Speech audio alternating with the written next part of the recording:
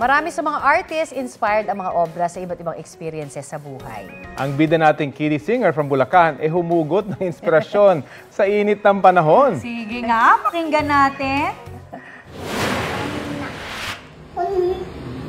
Ayoko mainit na panahon.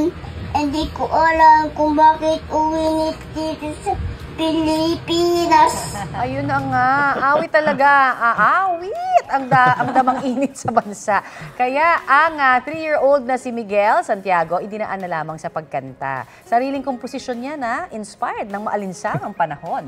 Kwento ni Mommy Roxanne, bida raw talaga ang kanilang baby sa kantahan. Pero maging siya ay nagulat noon kung saan napulot ni Miguel ang lyrics. Instant hit sa netizens ang song na tungkol sa init. Mahigit 1.7 million na ang views niyan. Ang lyrics mo, Miguel, ay certified Trending! Pakainit Galing. talaga. Akalain mo, munting bata, di ba? Oo nga. Ibang creativity na nadadala ng init. Ang init, Miguel. ano? Pero hindi ako magtataka pagka kunin yan ng mga rapper. Di ba? Pwedeng incorporate yan eh. Pwede. Oo nga. Ayan. Ang Abangan galing, natin. Invento Abangan lang natin. niya yung Oo, lyrics nga. na Correct. na-inspire talaga siya sa sobrang init. O, tignan mo, Pero- kahit mainit ha. Tignan mo, panay-panay pa rin labas Oo niya nga. ha. Pero ang galing niya, talagang nagtataka siya, bakit ba mainit sa Pilipinas? Oo nga naman. Dapat may mag-explain sa kanya. Nasa Ayan. tropical area tayo.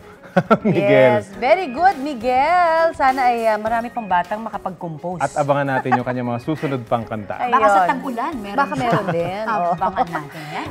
Kapuso, para sa mga maiinit na balita, mag-subscribe sa GMA Integrated News sa YouTube. Sa mga kapuso naman abroad, subaybayan nyo kami sa GMA Pinoy TV at sa www.gmanews.tv.